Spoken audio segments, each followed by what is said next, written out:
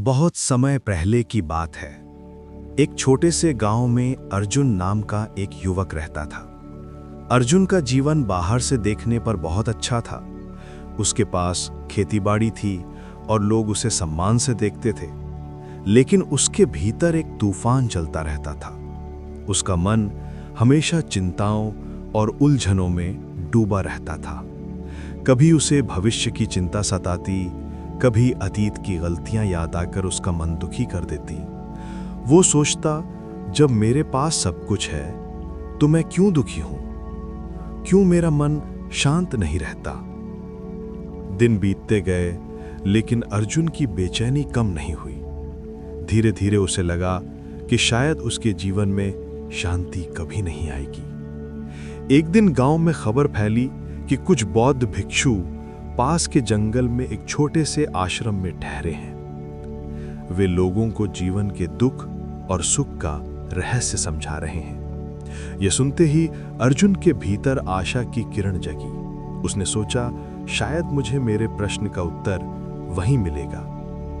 अगले ही दिन वो भोर में उठा, स्नान किया और चल पड़ा उस आश्रम की ओर। वहां बहुत से गांव वाले पहले से बैठे थे। सामने एक शांत और गंभीर चेहरे वाले बौद्ध भिक्षु बैठे थे, जिनकी आंखों में अपार करुणा झलक रही थी। अर्जुन भी भीड़ में बैठ गया। भिक्षु ने अपना प्रवचन शुरू किया। प्रिय लोगों, जीवन में सुख और दुख ऐसे हैं जैसे दिन और रात, दोनों आते जाते रहते हैं। लेकिन मनुष्य दुख से भागता है और सुख को पकड़ना चाहता है। इसी कारण उसका मन हमेशा अस्थिर रहता है। जिसका मन अस्थिर है वो किसी भी परिस्थिति में खुश नहीं रह सकता। परंतु जो अपने मन को शांत रखना सीख लेता है, वो हर स्थिति में आनंदित रह सकता है। अर्जुन ध्यान से सुनता रहा। भिक्षु आगे बोले, मनुष्य का मन समुद्र की लहरों की तरह है। जब तक लहरें उठती रहती हैं, तब तक पानी में आकाश का प्रतिबिंब स्पष्ट नहीं दिखता। लेकिन जब लहरें शांत हो जाती हैं, तब वही पानी दर्पण की तरह हो जाता है।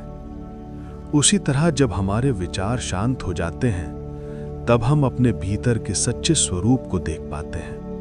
प्रवचन समाप्त हुआ तो सब लोग अपने अपने घर चले गए, लेकिन अर्जुन वहीं रुका रहा। वो भिक्षु के पास गया और विनम्रता से बोला, गुरुदेव, मैं वर्षों से बेचैन हूं। मेरे पास सब कुछ है, पर मेरा मन कभी शांत नहीं रहता। कृपया बताइए, मैं इस बेचैनी से कैसे मुक्त हो सकता हूं? भिक्षु मुस्कुराए और बोले, बेटा, शांति कोई बाहरी वस्तु नहीं है जिसे खरीद लिया जाए। वो तुम्हारे भीतर ही है। बस उसे पहचानने की आवश्यकता है। ध्यान उस पहचान का मार्ग है। अर्जुन ने पूछा, गुरुदेव, ध्यान कैसा किया जाता है?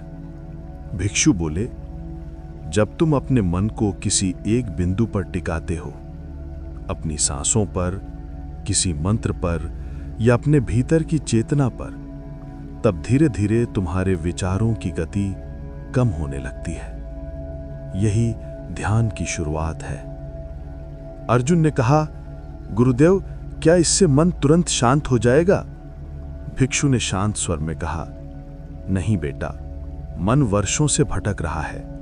उसे स्थिर होने में समय लगेगा, लेकिन निरंतर अभ्यास से यह संभव है। अर्जुन ने कहा, मुझे कोई ऐसा उपाय बताइए जिससे मेरा मन अभी शांत हो जाए। मैं अब और प्रतीक्षा नहीं कर सकता। भिक्षु मुस्कुराए और बोले, ठीक है बेटा, मैं तुम्हें एक काम देता हूं। जाओ, ये कटोरा लो और पास की नदी से पानी भरकर लेकर आओ। अर्जुन ने कटोरा लिया और नदी की ओर चल पड़ा। नदी दूर नहीं थी। वो वहां पहुंचा और कटोरे को पानी में डुबोया। जैसे ही उसने कटोरा उठाया, सारा पानी नीचे गिर गया। उसने देखा, कटोरे में छोटे छोटे छेद थे। अर्जुन ने कई बार कोशिश की, पर हर बार वही हुआ। अंत में थक कर वो भिक्षु के पास लौटा और गुस्से से बोला, गुरुदेव, ये कैसा कटोरा है? इसमें तो पानी टिकता ही नहीं। मैं चाहे जितना भरूं, सारा पानी निकल जाता है। भिक्षु ने मुस्कुराकर कहा, बेटा, यही तुम्हारे प्रश्न का उत्तर है। ये कटोरा तुम्हारे मन की तरह है। जैसे इस कटोरे में छेद हैं, वैसे ही तुम्हारे मन में भी कई छेद हैं, इच्छाओं के, क्रोध के, भय के और असंतोष के। जब तक ये छेद रहेंगे, कोई भी शांति तुम्हारे भीतर टिक नहीं सकती। अर्जुन कुछ देर चुप रहा, फिर बोला, तो गुरुदेव, इन छेदों को भरने का उपाय क्या है? भिक्षु ने कहा, 2 उपाय हैं, ध्यान और संतुलित जीवन। ध्यान से तुम अपने विचारों को नियंत्रित करोगे और संतुलित जीवन से अपनी इच्छाओं पर काबू पाओगे। जब मन की भूख कम होती है, तभी वो शांत होता है। भिक्षु आगे बोले, तुमने रात भर ध्यान किया और कहा कि लाभ नहीं मिला। बेटा, क्या खेत में बीज बोने के अगले दिन ही फसल मिल जाती है? नहीं ना। उसी तरह ध्यान भी साधना है। जब तुम रोज अभ्यास करोगे तो धीरे धीरे तुम्हारा मन स्थिर होने लगेगा। उन्होंने कहा, मन को शांत करने का अर्थ ये नहीं कि विचार आना बंद हो जाएं, बल्कि ये कि तुम उन विचारों को देखकर भी शांत रहो।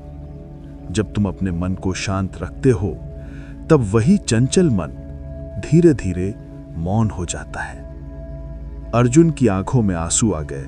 उसने कहा, गुरुदेव, मैं समझ गया। मैं अब से प्रतिदिन ध्यान करूंगा। भिक्षु ने कहा, और याद रखना, बाहरी सुख कभी स्थायी नहीं होते। सच्ची शांति केवल भीतर से आती है। उस दिन से अर्जुन ने ध्यान को अपनी दिनचर्या का हिस्सा बना लिया। शुरू में उसका मन भटकता था, विचार आते जाते थे, लेकिन उसने हार नहीं मानी। कुछ महीनों बाद उसने महसूस किया कि वो पहले से ज्यादा शांत है। छोटी छोटी बातों पर अब उसे क्रोध नहीं आता था।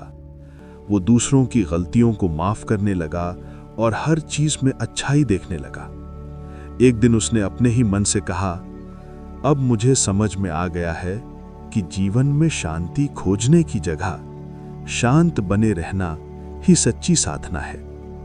और तब से अर्जुन का जीवन बदल गया।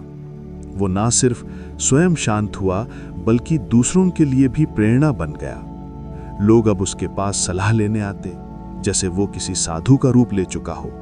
लेकिन अर्जुन हमेशा मुस्कुरा कर कहता, मैं साधु नहीं, बस अपने मन का विद्यार्थी हूं। ये कहानी हमें सिखाती है कि शांति कोई बाहरी चीज नहीं है। धन, सम्मान या वस्तुएं हमें कुछ समय का सुख दे सकती हैं, पर स्थायी शांति नहीं। सच्ची शांति तब आती है जब हम अपने भीतर झांकते हैं, ध्यान करते हैं और अपने विचारों को समझते हैं। जब मन से लोभ, भय और क्रोध के छेद भरने लगते हैं, तभी जीवन में आनंद का जल टिकता है।